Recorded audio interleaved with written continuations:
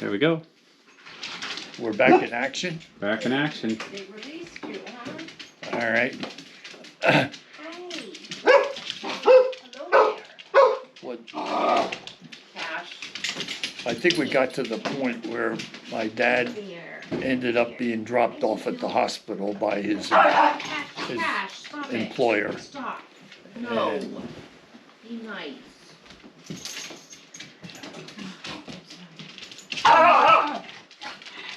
Cash, stop it. His employer, Mrs. Alexander, was quite wealthy. And so she told the hospital to send her all the bills associated with my dad. But because of the fact that she was who she was, I think he got better medical care at the hospital. And so he was examined, and they were feeling that he had a stroke on the right side of his brain because it was affecting his ability to speak. And also he had, left side of his brain because it affected his speech, and it also affected the right side of his body. Was more or less paralyzed. Anyway, he was there for a couple of days, and different people tested him. And my sister, Peggy, at the time was an RN, and so she would go in, she was working as a nurse somewhere else, and she would go in, take my mother in the evenings, and then she'd go into the nurse's station and read what the doctors were writing in his chart, because the nurses gave her that privilege. And she noticed that in that, one of the doctors, the female, had said that, "I don't think this is a stroke, I think this is a tumor." But because women doctors were not very well respected by the male counterparts back in 1959, they ignored what she was saying. Peggy went in the next day and jumped all over the doctors about, "Why aren't you following up on this doctor's diagnosis? At least see if what she says is right." So they did, and they determined that he had a tumor of the brain, in the brain, called a glioblastoma. They performed surgery, and the surgeon came out and talked to us and said that he got most of the tumor, but he could never get it all. But basically, my father never recovered from that. And this was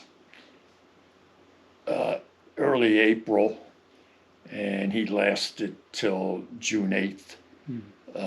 And then he succumbed. He never left the hospital, never could talk. But I would go there, and they wouldn't let me bring in Terry, and it wouldn't let me bring in the three boys, Tom, Terry, and Mark. But I could get him to the window, and he could see him, and I actually saw tears coming out of his eyes. So I think he recognized them and saw them. So anyway, at that time he had been born in 1904, so he was about almost 55. His birthday was in September. So he died quite young. And your mom was probably devastated. My mom was devastated. He was interned at a Holy Sepulchre Cemetery in Philadelphia, Mount Airy. And my mother, I guess unbeknownst to me, was going out there every Sunday to the cemetery to bring flowers or pray or talk to them or whatever it was she was doing. So she was pretty much under the weather mentally or whatever. Her story was one of a woman. She worked in a job she had started in the early 40s when she started to work outside of the home when both Peggy and I were in school. She got a job working from the noon shift at a very exclusive men's restaurant in downtown Philly called the Racket Club. This was for the high achievers, the mayor, the judges, congressmen, all would go to this male-only restaurant to have lunch, and etc. Women were allowed to come as guests for dinner or other social things. There was a sister version of that in New York City, also called the Racket Club. Anyway, my mom could leave the house at 9 a.m, use the public transit. She'd get to work. She'd work through lunch at what they called the lunch bar, which they would order sandwiches, salads, that kind of stuff, and get it made. She would then finish up and be home by 3 by the time we got home from school. So basically she was only gone when we were in school.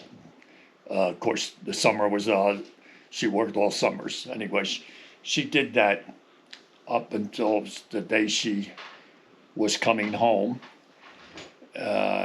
from work on the train. And this train was Reading Railroad, and it had got electric from a wire overhead, and it had a thing they called a pantograph that reached up and touched the wire to get the electricity to go down to the motors in the train. And it went through a park area in Philadelphia, in probably be part of Germantown, and right next to it was a park, and it had a small brick wall that was there, made out of natural bricks, kind of interesting scenery. Anyway, kids found that if they could stand on the park side of the wall, they would get, first they would go over the wall and go down to the railroad tracks and get rocks, the stones that were the bed of the track. They'd bring them back over the wall, and then they'd throw the stones at the pantograph, and if it very sensitive to things, and if it felt if one of them hit it, it would come down off of the wire, and in doing so, it would create an arc. And so that was, 12, 13, 14-year-olds entertainment. In this particular case, the young boys that threw it, they threw it in an arc, and because they wanted to come down on top of the pantograph. It arced, but it missed the target. It came down, and it hit the window of the train she was riding in, broke the window, and a piece of the glass from the window went into her neck and cut her jugular vein. She didn't probably live 5 minutes, and ironically, her passenger next to her was a medical student, and even with whatever knowledge he had, he couldn't save her. So, oh, that's tragic. Yeah, it was tragic in a sense that yes, she lost her life, and again, she had been born in 1901, and this was 60, so she she had just turned 59 or 50, whatever the math is. I've lost it. Yeah. But she had been around 55, 56 years of age when she died. So young. Too young. And, you know, her sisters lived into their 90s. Her brother, James, he lived up until about 98, 99, and having born in 1917. So they all lived long lives, etc. The boys were caught, and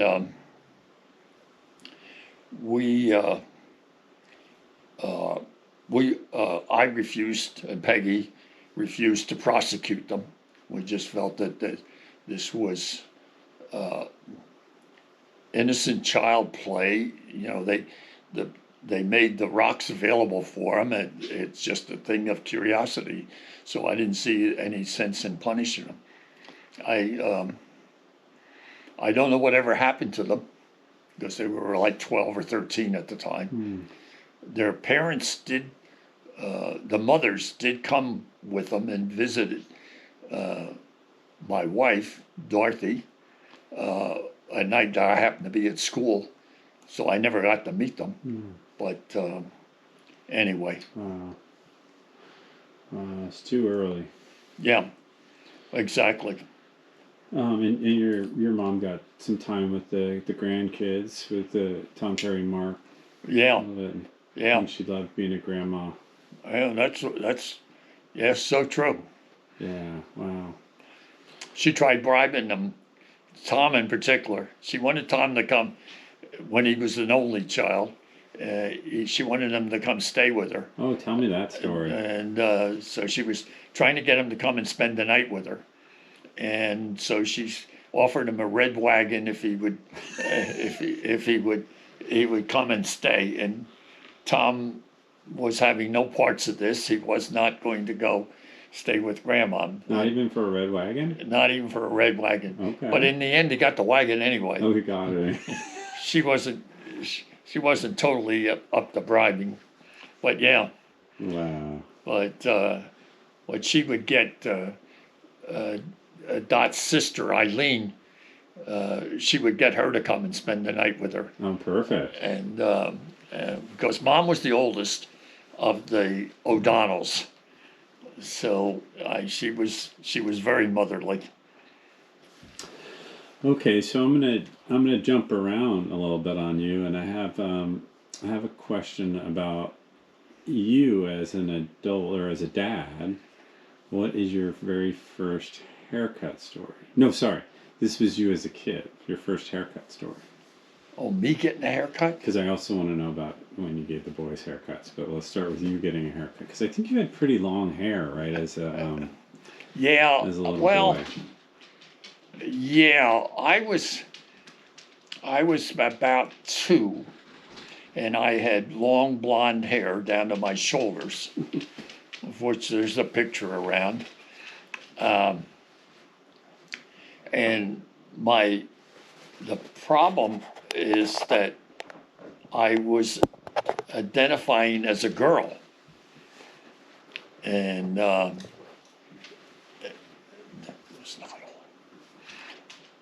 so anyway, this my father would be out with me, and everybody would, or people would comment, "What a beautiful daughter you have," which didn't sit too well. So he basically told my mom, "You got to get his hair cut." So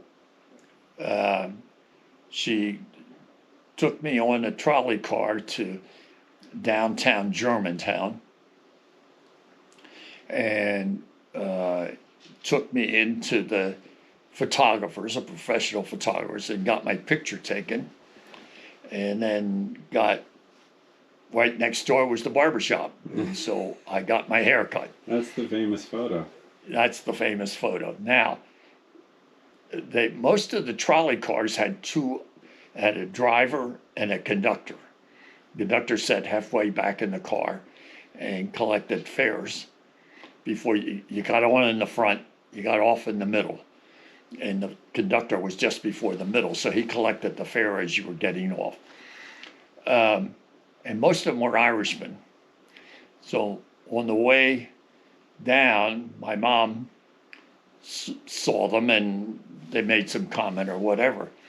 And on the way back, as luck would have it, she got the same trolley car people.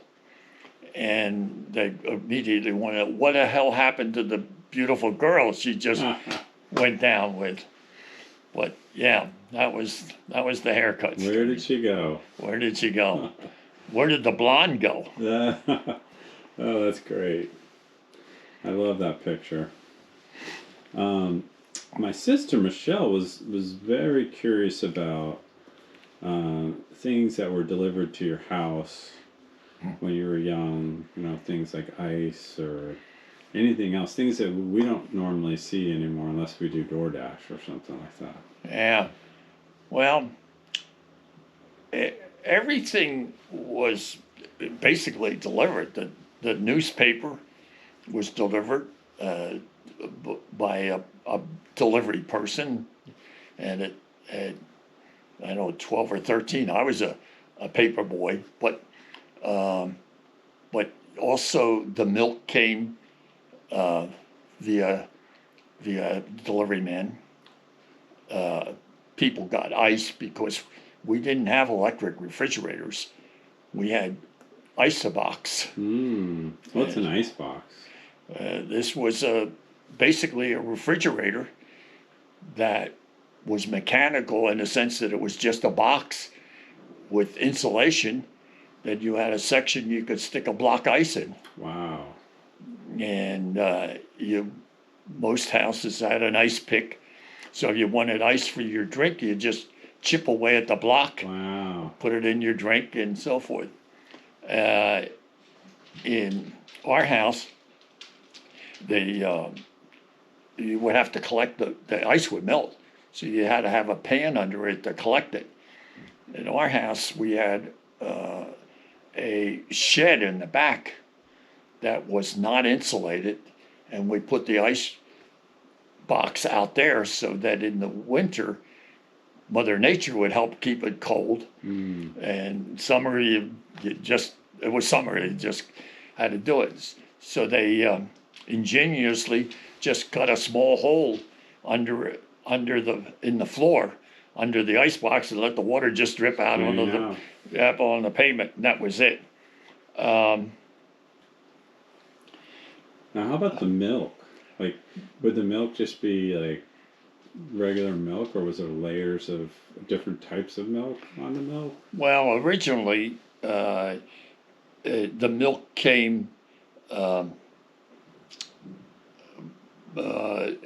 layers. Yeah, you had cream on the top, and then the milk was underneath it. Sometime in the 30s, early 40s, they went to what they called homogenized milk, so that the stores would, or the dairy would blend the cream and the milk together. So what you drink today is homogenized milk. So there is no, but in before that, my mother would take off some of the cream off the top of the milk and put it in a pitcher, and that was for their tea. No. So That's their half and half. that was their half and half. Wow. But another thing is that most of the deliveries were made via horse-drawn carts as opposed to cars. And the interesting phenomenon of that is the horses knew the route. And so the milkman would get out and put so many bottles in his little hand carrier, and then the horse would walk on to the next stop. Oh, wow. And meet him at the next stop, and then he'd get some more and go on and on. During the winter, they would put chains on the horse's feet so that they would be able to maneuver in the snow and the ice on the streets and keep going. Okay. Good stuff. How about some memories when your kids were young?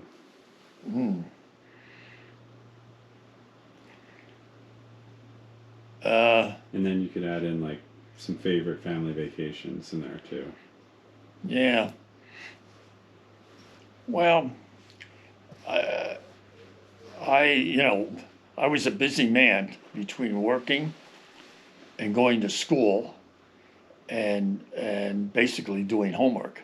I kind of got it around. School was a situation. I went 3 nights a week, but I went a separate class each night. So I went to classes weekly. So then that left me the weekend, and specifically Sunday, to do homework.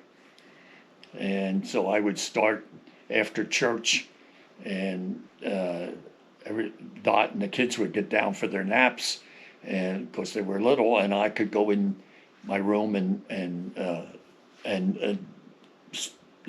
do my homework or assignments.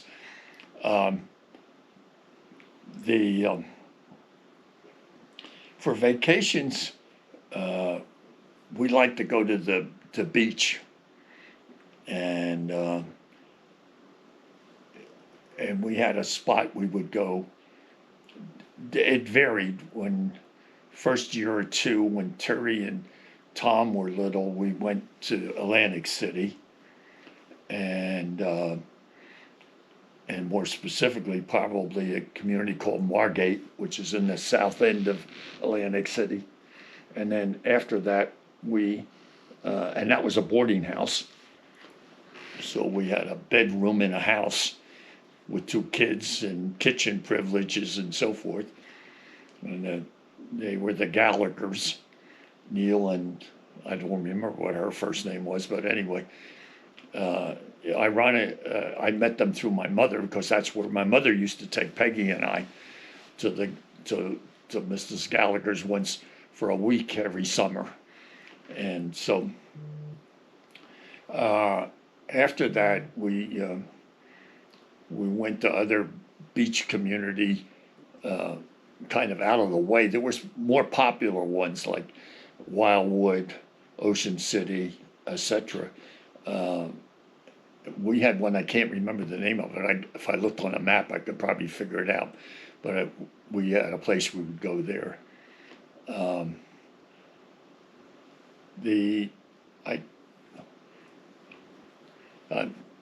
Yeah, and I feel like you always made family vacations a priority. Like I have so many fond memories of Crater Lake or Lake Arrowhead, going to the beach, Carpinteria for a whole summer. Yeah. Like some incredible. It's probably hard to pick a favorite out of all the years of great vacations, but I know as being your son, the experiences part of our vacations was just so powerful. Tell me about Arrowhead. Do you remember the Arrowhead trip at all? Yeah. That was fun. It seemed like we had all of us were together, because that wasn't always the case. It's a big gap Right. in our years. All of us were there, and that was fun. Right. Yeah. I forgot there was something about that. Was that the end of, and then we were moving back east? Seemed to me that one of those vacations to Arrowhead was like goodbye to California routine. I don't think it was that one. This one, Arrowhead, had a funny story, because we rented a boat. Remember, we all went out on the boat, and I think we came back and the house was robbed. The house got robbed or something. Right. Yeah. But at least we were all safe. Yeah. Right. Yeah. We had another one along that same line. We went up one weekend to find a place prior to the vacation, and on the way back, there was a rock laying in the roadway. And instead of trying to go around it, I figured we had enough clearance to go over it, which was wrong. And I ripped out I don't know whether I got the oil pan or the transmission oil pan, but I blew up an engine. And it was a rental car. It was a company car, which